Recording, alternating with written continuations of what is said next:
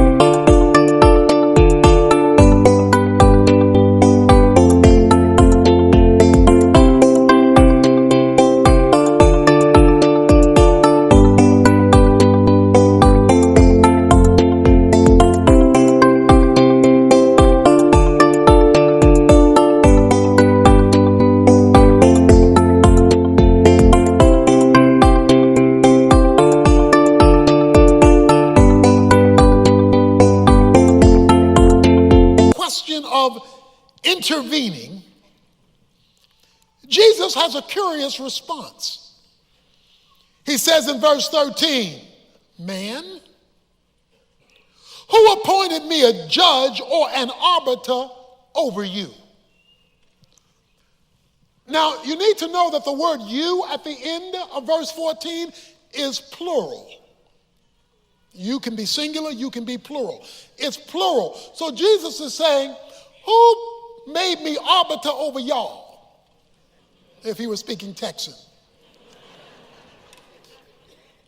So the brother is there. The brother that the brother is talking about is there because he's talking to both of them.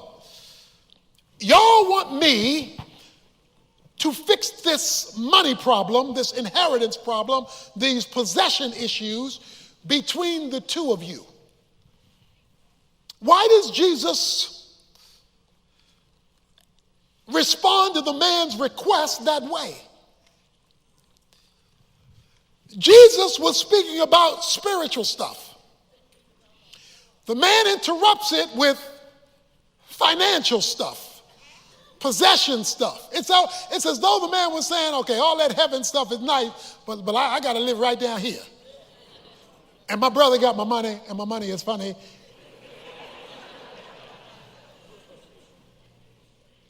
And so I need you to fix my earthly situation. I got that heaven stuff, but this ain't Sunday. This is Monday. Fix my real world dilemma. Me and my brother fighting over this money. So Jesus responds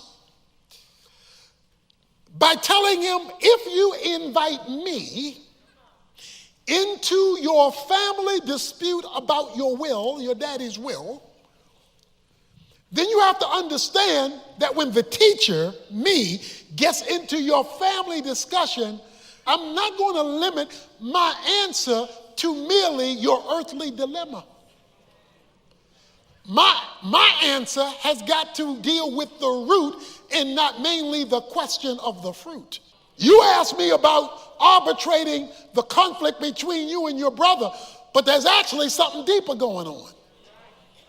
So I not only want to deal with what you asked, I want to deal with the motive that made you ask me about it. See, that's why a lot of folk don't want Jesus. Because they just want to hang out with the fruit and not get to the root. So Jesus now takes the conversation deeper than the question because he knew the heart that was behind the question. And in taking it deeper, it leads him to verse 15. Then he said to them,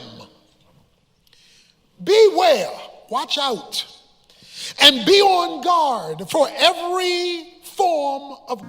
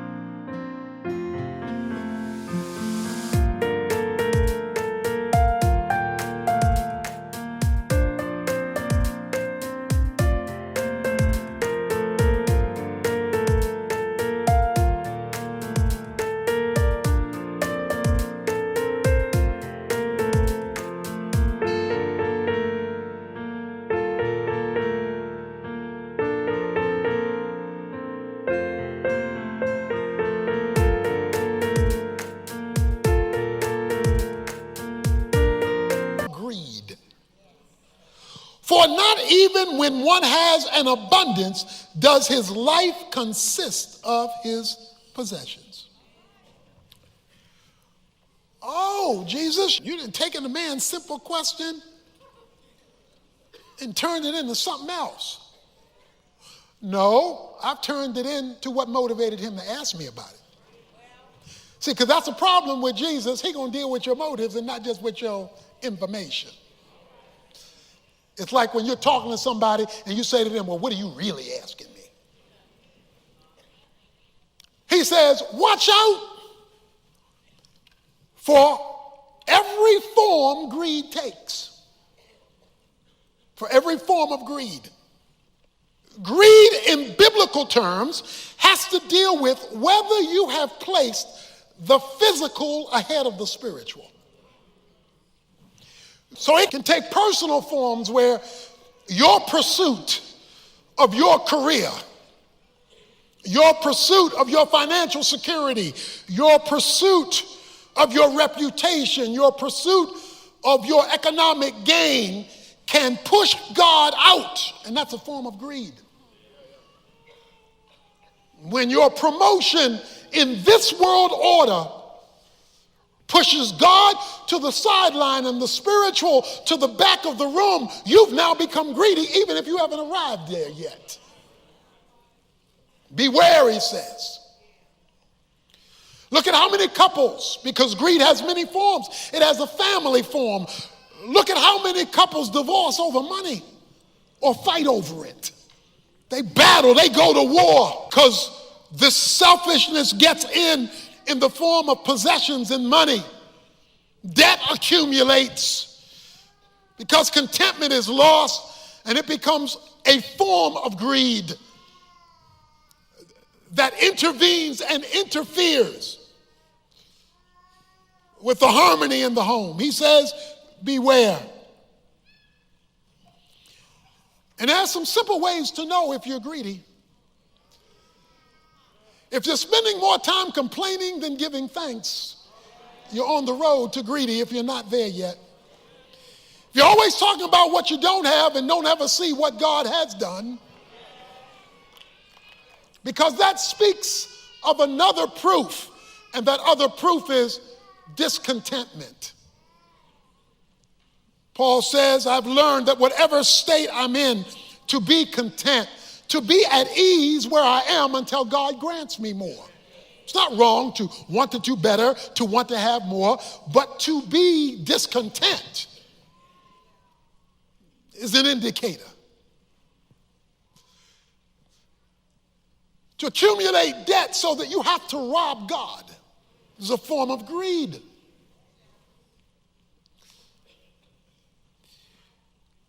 He says, watch out for every form of greed. Why?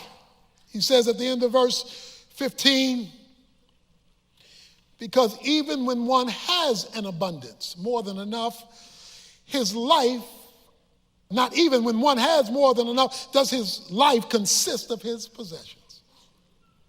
Now, what's this got to do with an eternal perspective? Well, Jesus begins and says, well, let me tell you a story. He gives a parable, beginning in verse 16. He says, I want to tell you a story. He told them a parable, verse 16. The land of a rich man was very productive. So let's just stop there. We've got an entrepreneur. He is very, very successful. He's what every person dreams to be, productive in his life, and he was very productive. So this is the guy who worked hard, who took care of his business, and it was working out for him. Verse 17 tells us a little bit more about him. And he began reasoning to himself, saying, what should I do, since I have no place to store my crops? This is what I will do. I will tear down my barns and build bigger ones, and there I will store all my grain and my goods. If you read this story, you will see him referring to himself 14 times. I, me, my, you. He keeps talking about himself. He says, I'm going to do this, and I'm going to do that, and I'm going to plan this, and I'm going to plan that. And where you going with all this, mister? He said, and when I get all this stuff where I want it to be, he says, then I will say to my soul, soul, you have many goods laid up for many years to come. Take your ease, eat, drink, and be merry. It's time to retire. Now, I know I'm talking to folks, many who have retirement in mind. You can't wait to eat, drink, and be merry, to not have to go to that job. You got the 401k, you've got the savings accounts, you've got the various retirement tools, and you are planning for that day when nobody's owning your 9 to 5. So you are seeking to be as productive as you can now in light of that time that you can retire. That was this man's dream.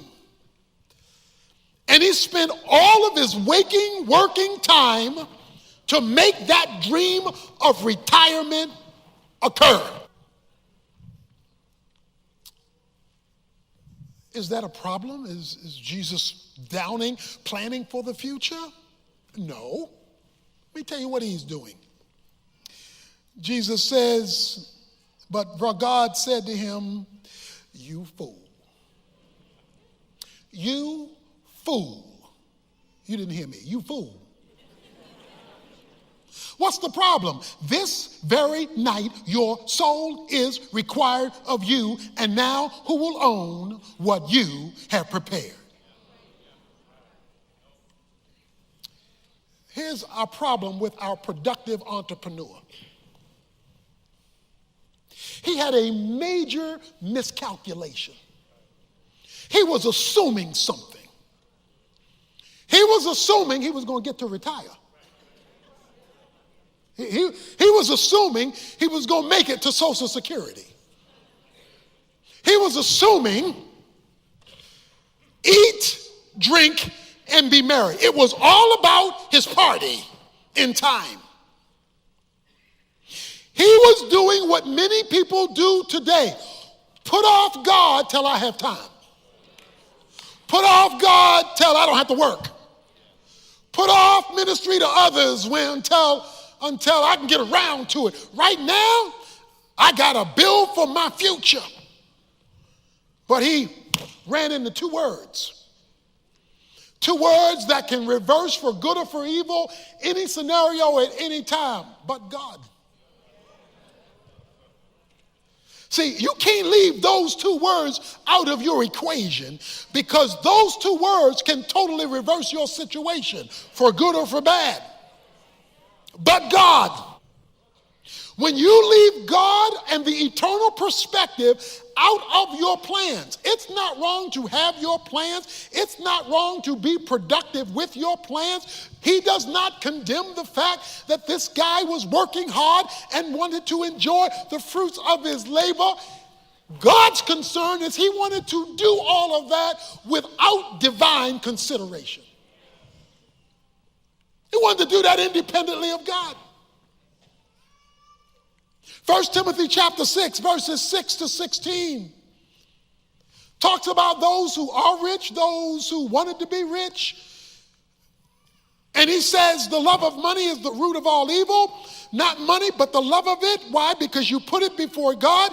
He says if God gives it to you, he gives it to you to enjoy, but he expects you not to lose him in the process of gaining it and not to forget others in the process of using it.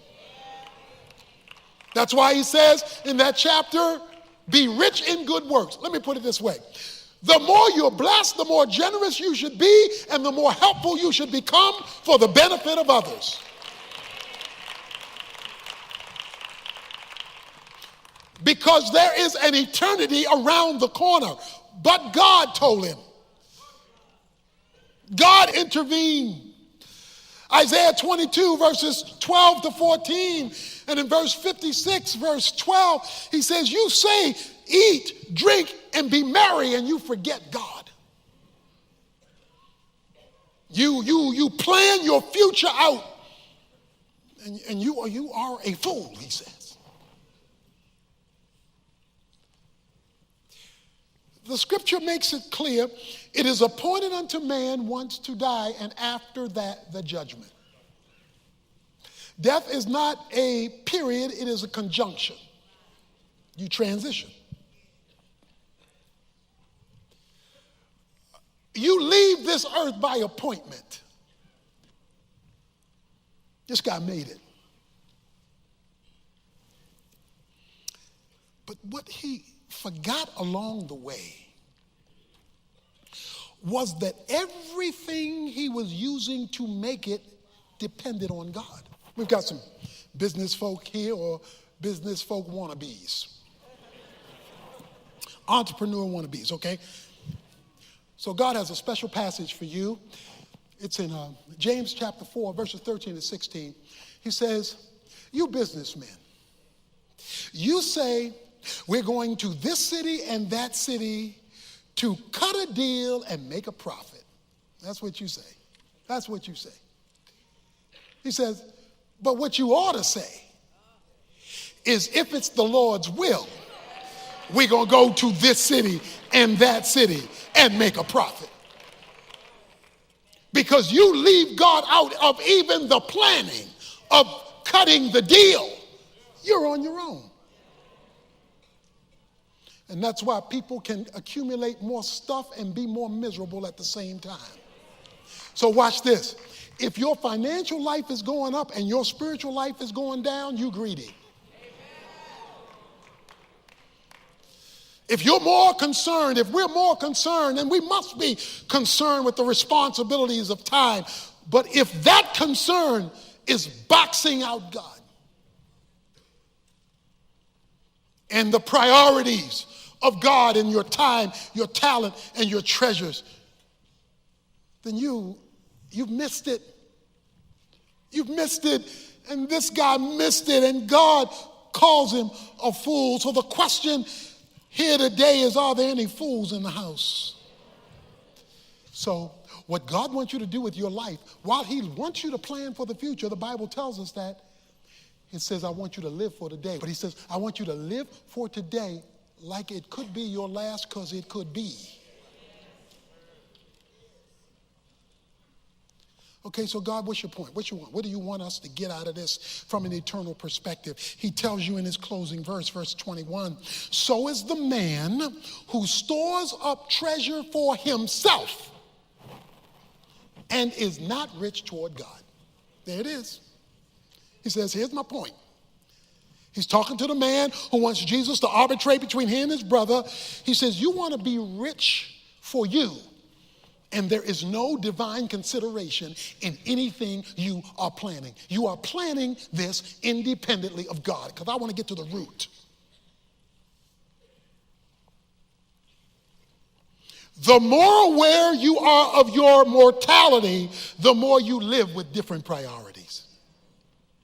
What God is saying to you and me is keep eternity in your face so that you can live a life in history.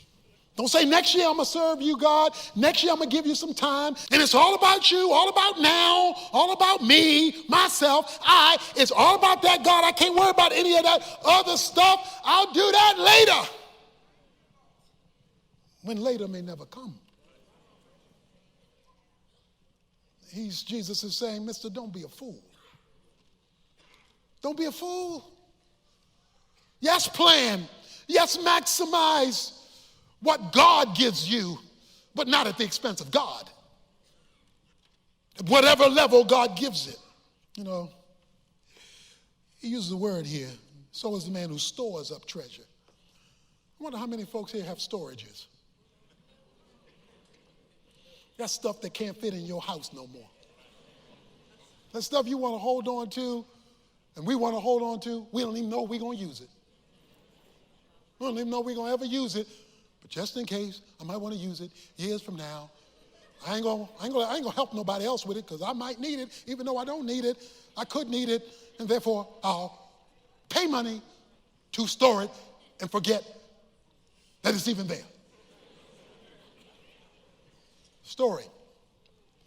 Storing with no purpose in mind other than to store it.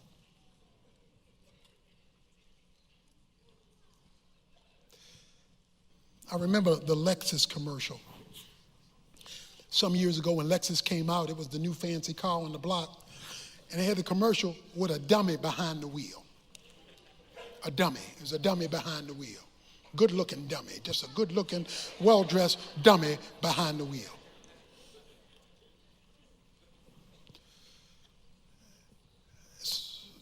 Dummy behind the wheel and driving the Lexus car. And the car crashes.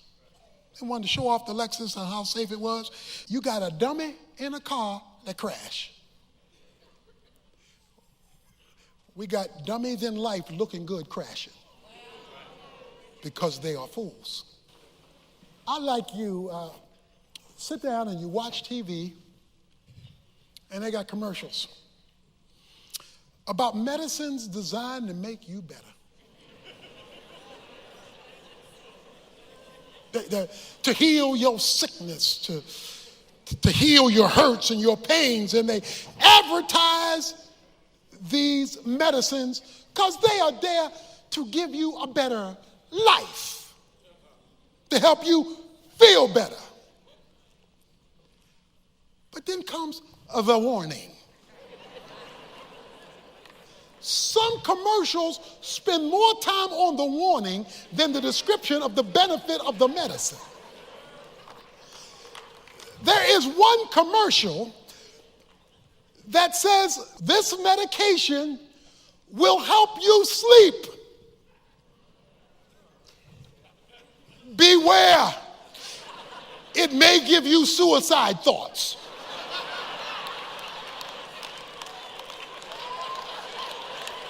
Duh. What? Another medicine. This will heal you, but it could kill you. This world offers you medicine.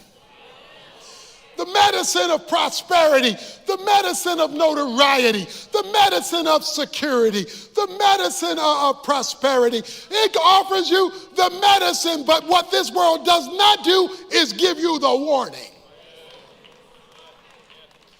Our job is to give you the warning that if you take the medicine of greed without the warning of danger, this medicine called affluenza can kill you.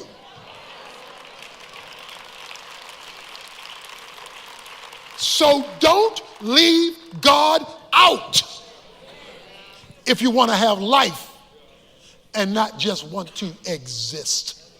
Because a person's life does not consist of the things that he or she has.